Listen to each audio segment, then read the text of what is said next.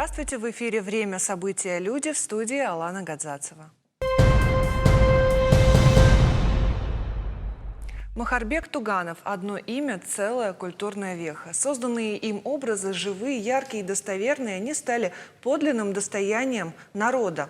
Работы Махарбека Туганова – своего рода учебник этнографии, столь точно в них передана осетинская культура и национальные особенности. Этот год, 2021, знаменательный для Осетии, поскольку исполняется 140 лет со дня рождения мастера. И сегодня в нашей студии мы поговорим об одной из ярчайших фигур осетинской культуры – Махарбеке Сафаровиче Туганове. Здравствуйте, уважаемые гости. Спасибо, что вы пришли к нам. Очень приятное событие, 140-летие со дня рождения Махарбека Туганова. Алла Акимовна, к вам хочу обратиться. Конечно, о роли Туганова говорить, это очевидно, его значимость в культуре это трудно Осетии. переоценить, да. Это абсолютная истина. Но все-таки юбилей – это лишний повод напомнить о значении. И хотелось бы, чтобы вы коснулись, кто такой Туганов для Осетии. 27 июня мы отмечаем день рождения великого сына Осетии. Махарбек Туганов – это выдающаяся личность, вот как вы сказали, и оценить значение вообще для осетинской культуры, это очень большая фигура. И вот как мы уже здесь говорили, Махарбек Туганов, он не только художник, он и публицист, он и этнограф, он и, конечно, великолепный педагог, потому что вот нынешнее поколение осетинских художников, все они идут от Махарбека Туганова. Он основоположник осетинской школы живописи. И, конечно же, он ученый. Вот обычно имя Махарбека Туганова сравнивают с нардским эпосом. Махарбек Туганов – нардский эпос. И это не случайно. Еще будучи молодым человеком, он уже интересовался народными сказаниями, записывал их. И уже где-то в 2014 году выходит книга «Дегорские сказания», записанные Махарбеком Тугановым. И многие исследователи как раз очень тепло отзывались о песне об Ацамазе, которую вот первый записал Махарбек Туганов. Махарбек Туганов ввел нардские сказания, это вообще в научный мир, всего мира, можно так сказать, потому что имя Махарбека Туганова, как ученого, обычно связывают еще с именем Жоржа де Мезиля. А было это так в 1926 году на выставке в Париже, на выставке советской книги. Совершенно случайно, листая книгу, Жорж де Мезиль увидел осетинские вот эти сказания. А это была книга, изданная в 1925 году «Кто такие нарты?». Это и не единственное произведение, в котором Махарбек Туганов пишет о нартах. И вот тогда Жорж де Мезиль говорит, с этой книги начинаются его знания, осетинский язык вошел в мои индоевропейские изыскания. Это вот то, как ученый. Я уже сказала, что он много делал записей, издавал их и, конечно, начал иллюстрировать. Первые его иллюстрации появляются где-то в 10-20-е годы. Правда, часть была утеряна в Австрии, да? В 1914 году. Тогда он создает такие иллюстрации, как «Смерть Ахшара» и «Ахшар-Тага», «Балсагово колесо», «Пир нарта», великолепный графический лист, он хранится в музее, в Национальном музее, графический лист Мира Туганова. А вот вторая такая волна обращения Махарбека Туганова к эпосу – это уже 40-е, 50-е годы. И вот мы, и молодое поколение уже видели вот эти книги, которые после войны издаются с иллюстрациями, великолепными иллюстрациями Махарбека Туганова. Это вот кратко так о том, о значении его, что трудно переоценить значение для осетинской, вообще для культуры, современной культуры.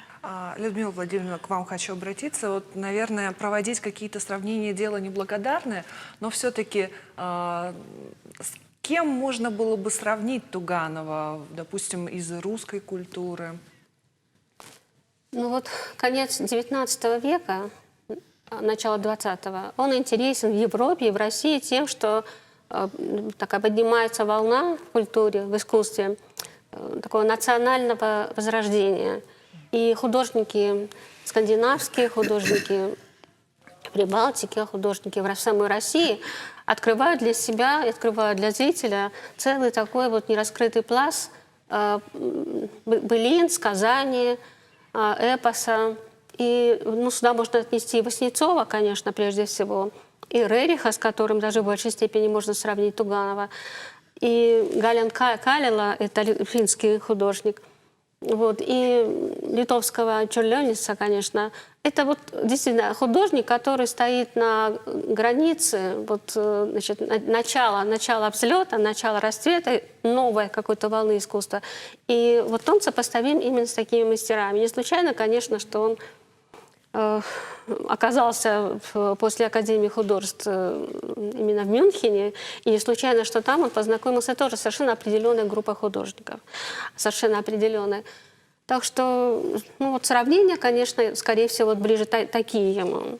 Хотя, конечно, сам по себе он фигура настолько самодостаточно интересная, настолько насыщенная изначально знаниями, настолько изначально в нем много было заложено вот его представление о своем народе, о языке, о сказаниях, что нужно было только просто какой-то толчок в виде вот определенного образования. Вот Алла Акимовна уже косвенно упомянула о том, что часть работ была утрачена, но то, что осталось, то наследие, которое у нас есть, что оно собой представляет? Вот я хотела бы как раз, пользуясь этим вопросом, отметить одну очень важную вещь, которую должны знать все. Художественный музей имени Махарбека Туганова, в принципе, заслуживает очень большого уважения, очень как бы большого такого вот, понимания зрителей, поскольку не только Туганов, тот же Сосланбек Едзи, тот же Сосланбек Тавасиев, они сохранились сегодня, вот те коллекции, которые у нас есть, благодаря только нашему музею. И вот как бы это просто должны знать абсолютно все. В свое время нам повезло, что, конечно, вот работы Туганова таким удивительным образом, самый лучший его пакет, вот его графики, его папка графики, это графика 40-х годов. Ну, самая знаменитая, это и ЦАМАС, и Охота на оленя, это, то есть, ну да, это его, это его Балсагово колесо, то есть вся серия, посвященная Сослану, Батразу, большая серия, которую даже нельзя назвать иллюстрациями, потому что она создавалась как станковые произведения на самом деле. Вот она к нам попала, не буду объяснять какие-то подробности, но не то чтобы случайно, ее принесли к нам, чтобы спасти. Ее нашли где-то там на чердаке, не буду говорить даже конкретно какого заведения. Ее принесли к нам, чтобы мы ее, в общем-то, взяли на хранение, и она была в таком плохом состоянии. Всю эту серию работ отреставрировали в Москве, в реставрационном центре имени Грабаря. И сейчас мы вот выставляем, все радуются и смотрят, и любуются этими произведениями, даже не подозревая, через что они прошли. Другая часть работ, это, конечно, наследие Туганова, те картины, те документы, те рисунки, которые были в его доме в Цхинвале, в Южной Осетии, потому что большую часть, вот вторую половину своей жизни он провел именно в Цхинвале. Во время войны грузинской, когда грузины, значит, второе было нападение, 90-е годы, точнее первое было как раз вторжение, Энвер Туганов был сын Туганова был в плачевном состоянии, и его на вертолете вывез меценат Цориев, который, значит, прихватил с собой и работы Туганова, документы Туганова. Какое-то время они хранились у него в доме, но потом, наконец, передали в музей. Конечно, они тоже были в очень таком плохом состоянии, и в том числе, прежде всего, это были 7 прекрасных листов вот из той серии, о которой я только что говорила. 7 великолепных листов. Один из них, самый большой, был вообще разодран на куски. И тоже они прошли реставрацию. Просто если первая реставрация была бесплатна, тогда в Советском Союзе много чего делалось бесплатно. А тут пришлось уже, значит, государству что-то заплатить. Ну вот сейчас мы тоже выставляем эту серию. И еще, значит, кстати, вот наши это... новые вот эти два. Да, значит, и еще вот что. У нас постепенно как-то получается так, что значит, работы Туганова попадают в наш музей. Какие-то меценаты, какие-то значит, благотворители помогают нам приобрести отдельные работы. Это работы, ну, которые мы будем выставлять. Сейчас мы значит, на новой выставке мы покажем работы, те, которые никогда не выставлялись. Но самое интересное, вот Алла Акимовна сказала, что Туганов был в своих творчестве совершенно многогранен, он был еще ведь и театральный художник. В Цхинвале он был главным художником театра и постановщиком. То есть он рисовал костюмы, эскизы декораций. И вот как раз в этом наследии Энвера значит, была нам передана папка работ Махарбека Туганова как художника театрального. Там есть эскизы, декорации, костюмы к спектаклям «Коварство и любовь», к спектаклю, посвященному Андерсону, к Дуне, значит, Коста Хитагурова, пьесе Коста. То есть, в общем, это, конечно, очень ценное такое наследие. Мы уже оформили эти работы, они у нас уже готовы.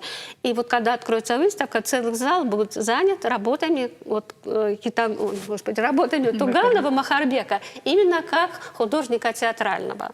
Значит, я думаю, что всем будет очень интересно увидеть и посмотреть. Там такие интересные какие-то параллели можно провести с миром искусства. Вот какие-то найти такие интересные созвучия вообще с театральными постановками вообще вот этого периода только в России, за рубежом, там дягилевские какие-то сезоны. Вот я думаю, что это будет всем очень интересно. Да, мы предвкушаем открытие выставки. Алла Акимовна, как скоро ждать? Скоро. Будет реклама. Ну вот, кстати, да, реклама пока как бы будет, мы должны просто пока сформировать. А вот буквально сегодня у нас уже начала работать выставка, которая тоже имеет некоторое отношение к Туганову. Хотя это выставка художников, она называется «Преодоление судьбы», художников, их работы посвящены, и сама их судьба связана с войной.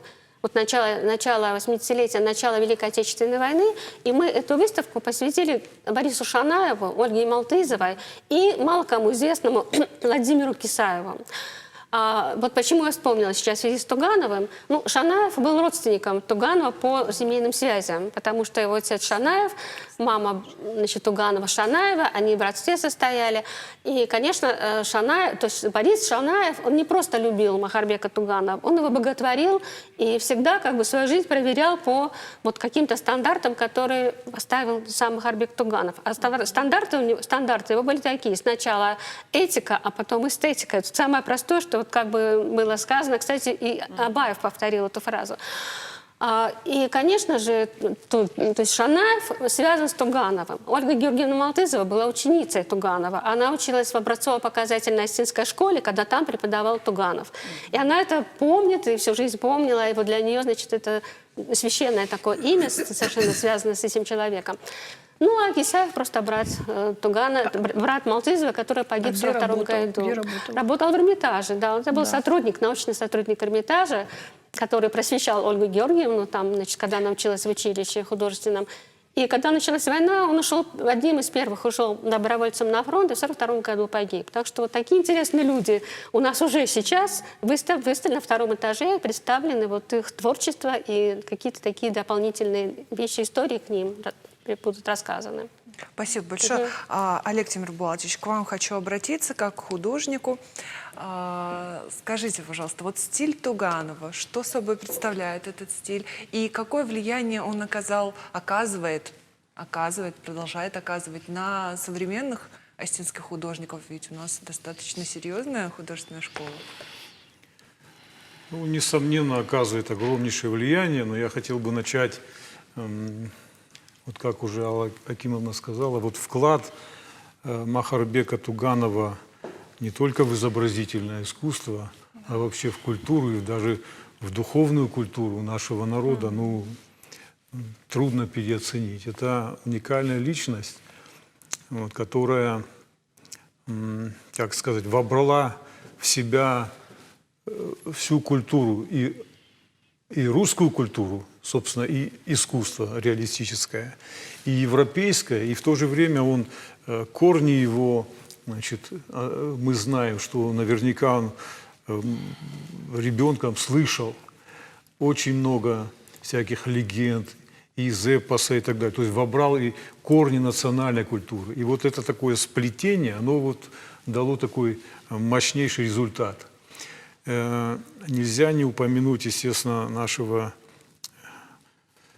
ну не буду эпитеты говорить, Коста Хитагурова. Это первый, собственно, вот в новейшей истории нашей профессиональный художник, который сразу поставил такую, взял такую планочку очень высокую.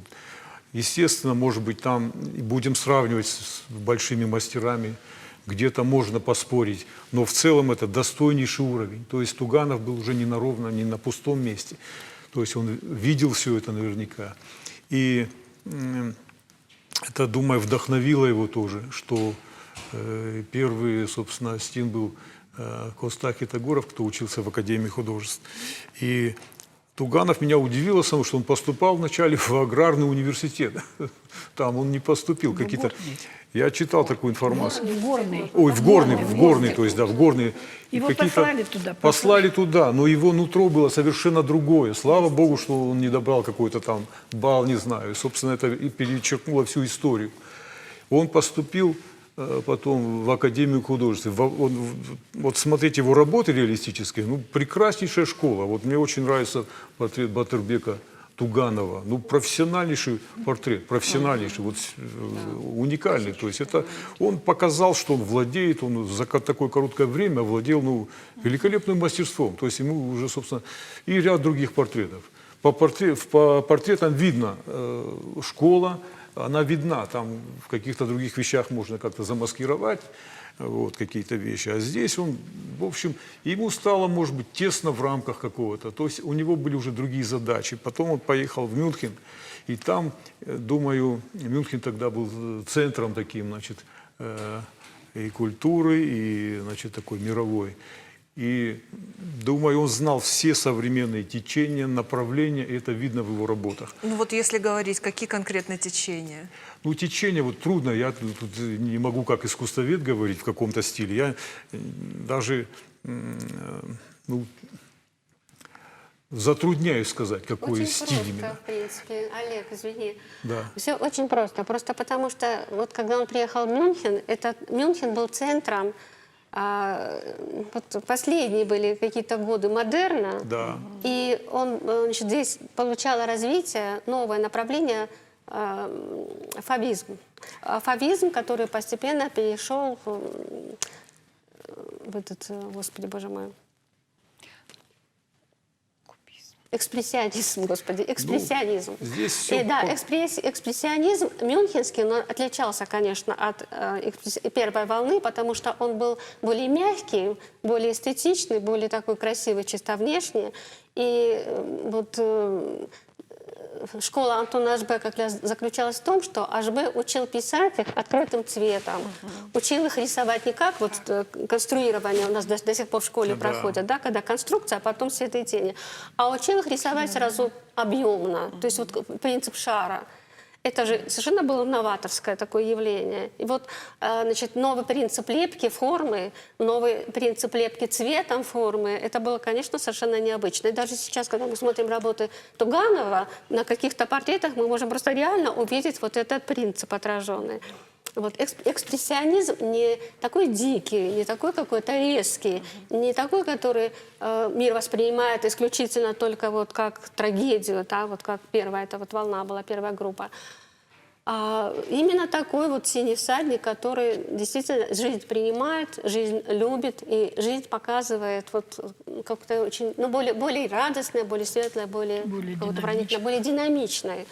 Вот, Вот мне по кажется, этим так, да. портретам даже мы можем Да. проследить же Да, эволюцию его портреты. творческого Конечно. почерка, да? Да. Вот эти портреты Ну, я извиняюсь, Туганова да. и Шанаева. Вот буквально там вот такая эволюция идет, изменение творческого стиля Тут художника. момент, знаете, как я И, немножко, безусловно, я да. как говорю, ну как бы из глубины, все мы Извините, знаем, проходили, и мы все течения знаем.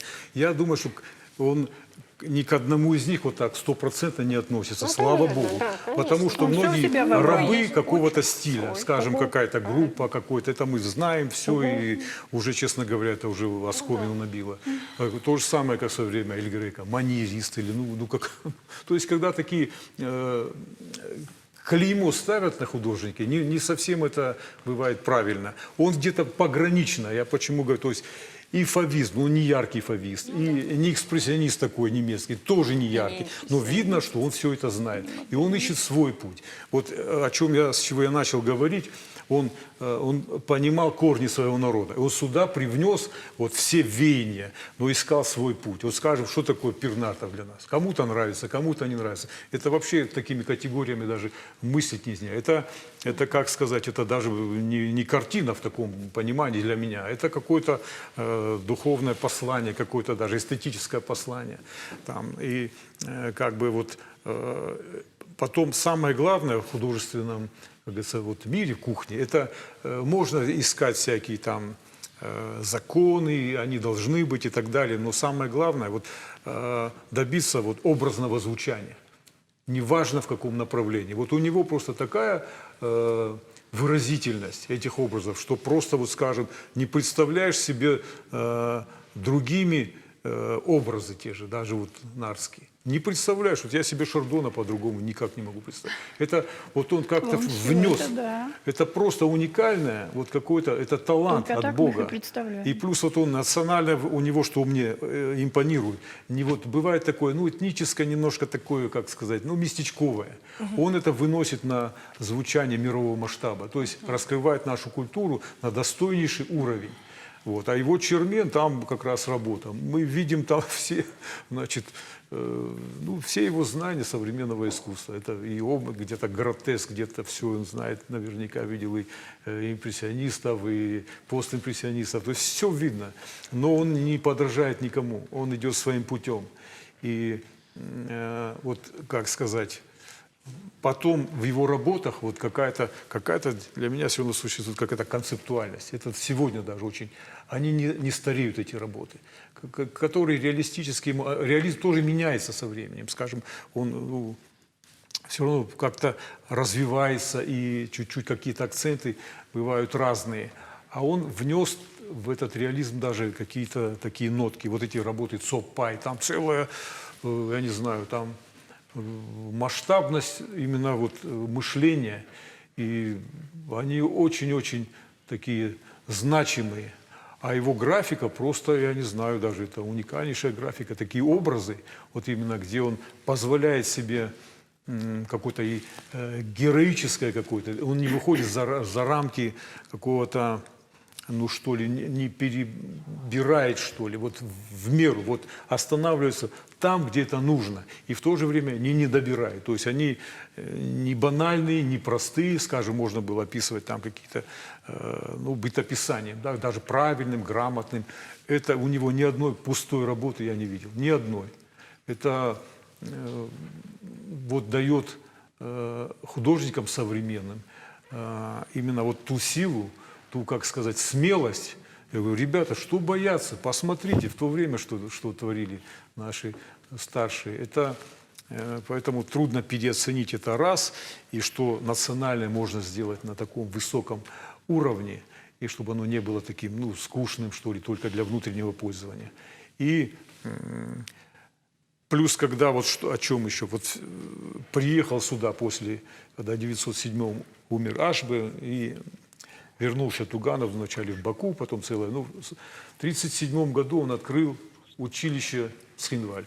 Это вот, я думала, была опорной точкой сначала студия, развития там, уже да, национального да. искусства, как уже такого, ну, в серьезном масштабе. Он воспитал художников, я знаю, Котаев, там, ну, многие там, кто потом сразу, потом прошло, многие его требуют сейчас тут же мгновенных результатов.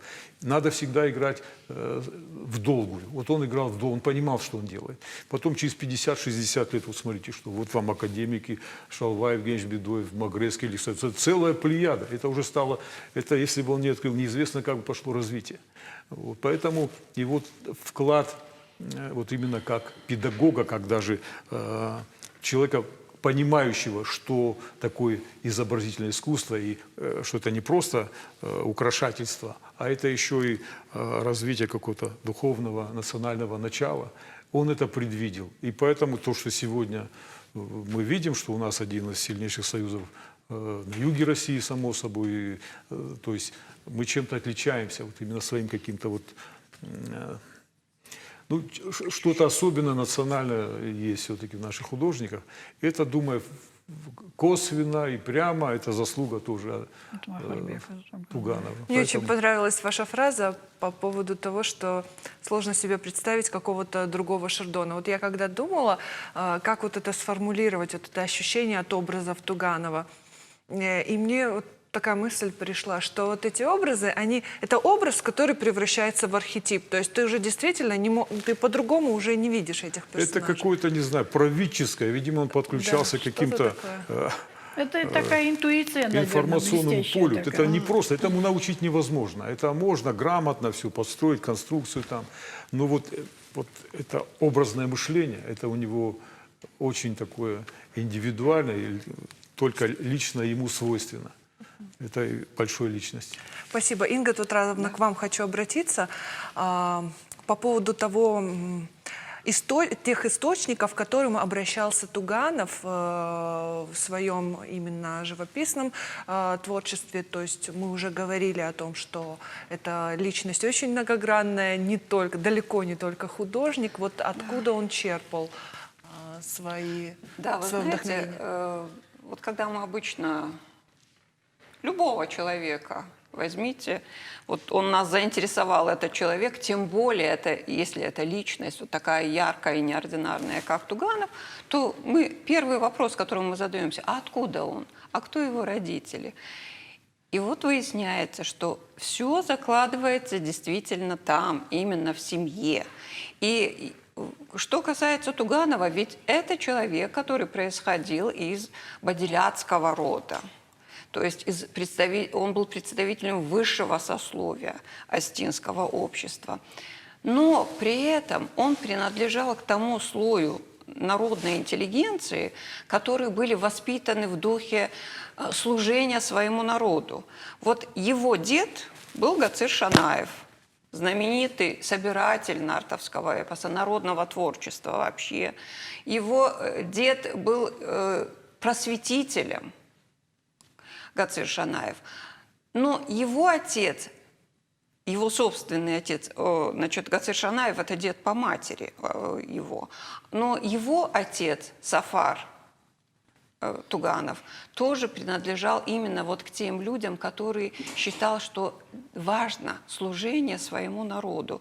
И поэтому вот воспитание, которое получил Туганов в этой семье, в этой среде, оно, конечно, оказало на него огромное влияние. С самого детства он увлекался, Туганов, и народным творчеством. Человек был такой художественного склада, да? Натура очень эмоциональная, творческая, поэтому это, безусловно, на нем должно было отражаться. И вот со своим отцом, со своим дедом, мамой, мама тоже оказывала на него, естественно, огромное влияние. Она была достаточно образованная для того времени женщина. И они, естественно, оказывали на него огромное влияние. Вот он, бывало, опять же, со своим отцом уезжал в самые отдаленные уголки Осетии.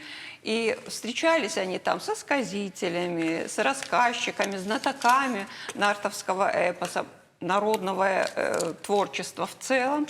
И вот от них они записывали. И Алла Акимовна вот упомянула, кстати, песнь... Ацамаза. Да, песнь Нарта Ацамаза, которую Абаев в свое время назвал «жемчужиной осетинского народного творчества». Вот это он записал, знаете, в каком году? В 1894 году. Совсем представляете? молодой. Ну, мальчишка еще, подросток. Да. Вот он это записал. И потом уже в 50-е годы он очень хотел, чтобы опубликовали. К счастью, вот это сохранилось. Причем, знаете, каким образом это даже сохранилось? В 1911 году он издает маленькую такую книжку, она называется Дегорский. по-дегорски Дегорский. «Дегорум Катанга». Да, да. И вот в этой книжке он и поместил эту свою песню «Нарта Ацамаза». И вот таким образом она и сохранилась. И еще я бы, конечно, хотела обратить ваше внимание, я думаю, что вы прекрасно знаете, вот Людмила Владимировна тоже, я думаю, это прекрасно знает, это первый опыт книжной иллюстрации нартовского эпоса. Вот если вы ее откроете, эту книжку, да, вы увидите, что там Нарт Ацамаз в окружении там, вот этой вот богатейшей нашей природы и прочего. Так что вот это был его такой первый опыт. И, наверное, о Туганове говорить можно очень много. Я не знаю, хватит ли нам времени.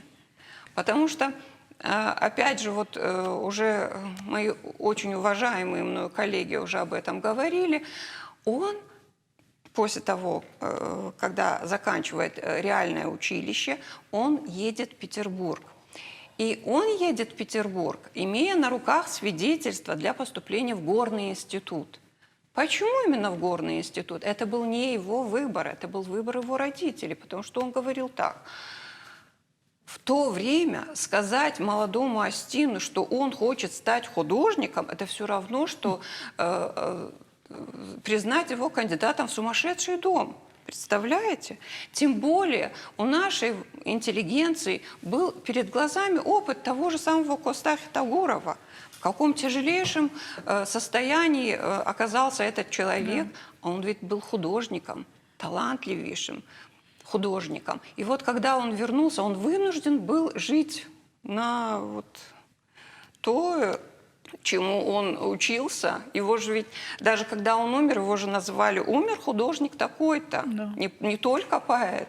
Понимаете? Поэтому, естественно, у родителей был этот пример перед глазами. Они сказали: нет, ты будешь поступать в Горный институт.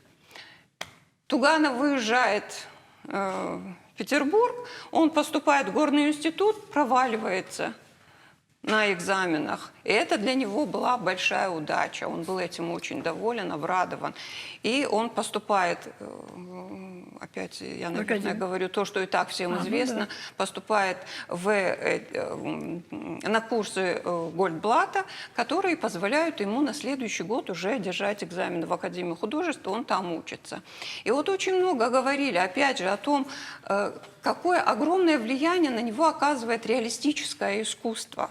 На Туганова. Он с вдохновением, он с удовольствием учится в Академии художеств, потому что там великолепные преподаватели у него. Чистяков, Мясоедов, Репин, представляете? Но время-то очень сильно меняется, потому что это время такое вот предчувствие революции. Революции в общественной жизни, революции в политике. И, естественно, в искусстве, в культуре, это безусловно. И вот эти вот революционные течения, то, что начиналось с импрессионистов, потом утверждается, появляется новое течение, символизм, и эстетика символизма, которая находит отражение вот этой стиле модерн. Представляете, все это на него оказывает огромное влияние. И он не единственный такой, студенческая среда, молодые ребята, увлеченные, творческие, они же очень легко, быстро впитывают все новое, интересное. Всем интересно, все увлечены. И начинается критика вот этой вот реалистической школы, этих консервативных академических порядков. Они, естественно, точно так же Туганов, таким же образом, он сразу тоже увлечен всем новым, начинает критиковать. Об этом, кстати, вот Акоп Ходжаян говорил. Да, это в его воспоминаниях. Да, его друг, замечательный его друг, который оставался ему другом до конца дней его, вот он говорил о том, что мы с ним очень часто обсуждали вот методы преподавания в Академии художеств, и Туганов, Махарбек очень жестко критиковал их. И, естественно, тогда было принято уезжать за границу, а в Мюнхене как раз в это время работает Ашбе. Он считался одним из самых интересных преподавателей. Он прекрасный был рисовальщик. И вот он уезжает туда. И тут, я же говорю, можно об этом, я, наверное, думаю, очень долго говорить, потому что до сих пор идут споры даже о том, когда именно он уехал в Мюнхен. Одни говорят, что вот Девлет Гиреев, например, говорил, и Муса Хаким тоже говорили о том, что это в 5-м году произошло. Нет, он, наверное, раньше Валерий уехал. Цагараев говорит, что это в 3-м году произошло. Да, где-то я у него Да. читала об этом. Ну, вот есть какие-то определенные сведения. Я как-то тоже немножко этим интересовалась. Он в 1-м году поступил, В 1-м году он и поступил, да. года 2 проучился. Он Значит, это проуч- 3-й да. год. Вот смотрите, года 2 он проучился, потом я вот обнаружила, где-то есть такие материалы, значит, в сентябре он получает свидетельство о том, что его освобождают там на 2 месяца, по-моему. Академический отпуск Да, он брал. Он да. заболел. Я Да, брала он академический заболел, отпуск, да. и ему дают это отпускное свидетельство медицинское, он уезжает домой, и он до зимы он дома остается, потом в мае он не смог сдать экзамен, в мае 4-го года он не смог сдать экзамены по научным дисциплинам. Не сдал он эти экзамены, и его отчисляют. Это ни для кого не тайна, не секрет. Да, его отчисляют, и он уезжает в Мюнхен.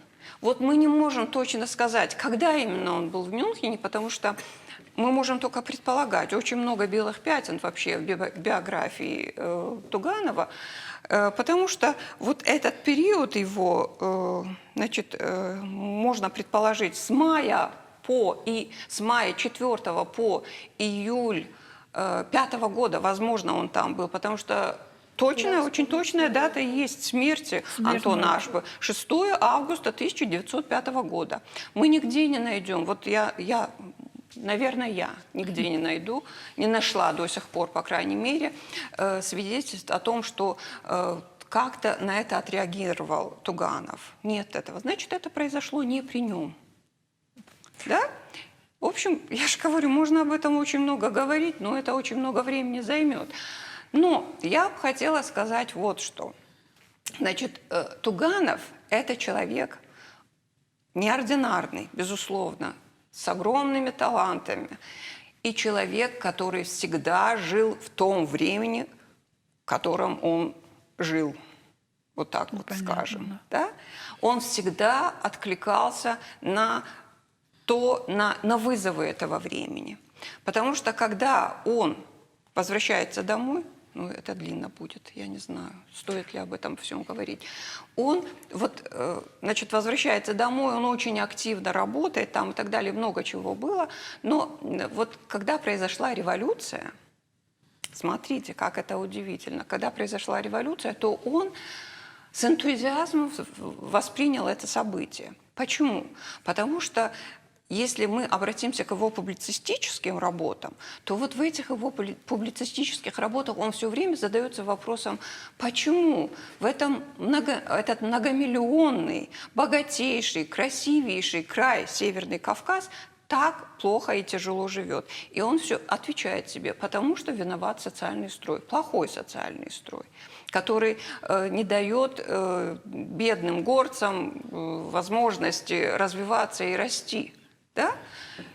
Поэтому, когда произошла революция, он принял эту революцию, он раздал свои земли крестьянам, и таким образом он лишил себя вообще каких-либо средств к существованию, себя и своих близких. И таким образом он вошел уже в открытый конфликт с той социальной средой, которой он принадлежал. Представляете? И начинается вот эта вот удивительная, драматическая судьба художника. Вы сказали о том, что есть немало белых пятен, да, в биографии Туганова. Очень То есть много, есть еще да. Возможности для исследования. Для исследования. Да. Конечно. И в этом плане какие есть биографические материалы касаемо Какие жизни биографические Туганова? И материалы? что, возможно, готовится? Мне кажется, Следует что издать. нам стоит очень хорошо, плотно, в общем-то, работать в этом направлении, потому что мне кажется, что есть и силы научные для этого, которые бы могли создать просто биографию его, просто монографическое исследование даже создать, потому что есть Хаким Муса, который свою книжку написал с 1962 года, есть Девлет Гиреев, есть да. вот наша Людмила Бязарова, которая тоже занимается творчеством прекрасно занимается творчеством Туганова. Поэтому нам просто нужно больше работать в этом направлении.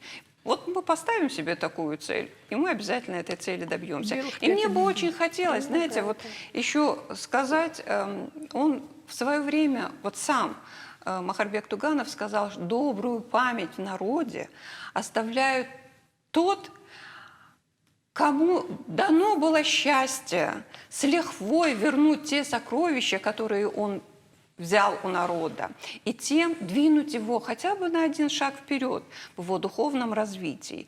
Вот сам Махарбек Туганов был именно таким человеком, которому удалось